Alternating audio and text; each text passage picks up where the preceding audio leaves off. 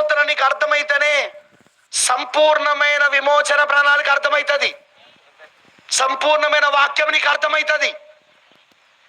7వ ముద్రలో మొదటి మడత యేసుక్రీస్తు అయితే, 2వ మడత వధువు, 3వ మడత యేసుక్రీస్తు వధువు కలిసి మరలా ఏదోను తోటలోకి వెళ్ళుట. ఏదోను తోటలో అక్కడ మానవుడు ఏంటో తెలుసా? ఆదాం ఏంటో తెలుసా?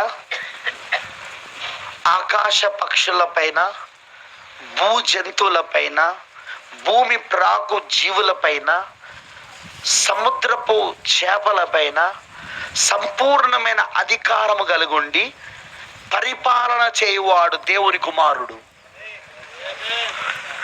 నిన్ను నన్ను మొదటి రాకడ యొక్క లక్ష్యం ఏంటిదంటే నిన్ను నన్ను మరలా దేవుని కుమారుడిగా చేయడానికి. ఆకాశ పక్షులపైన, భూమిపైన ప్రాకు జీవులపైన, భూ జంతువులపైన, సముద్రపు చేపలపైన, వింటున్నారా? నేను చెప్పేది అర్థమవుతున్నదా? మీరు ఏలుదురు కాక దేవుని కుమారుల ప్రత్యక్షత కొరకు సృష్టి మిగుల ఆశతో తేరి చూస్తున్నది. రోమిలకు రాసిన పత్రిక 8వ అధ్యాయం. దేవుని కుమారుల ప్రత్యక్షత కోసం. మీకు తెలుసా మొదటి రాకడ లక్ష్యం ఏంటో?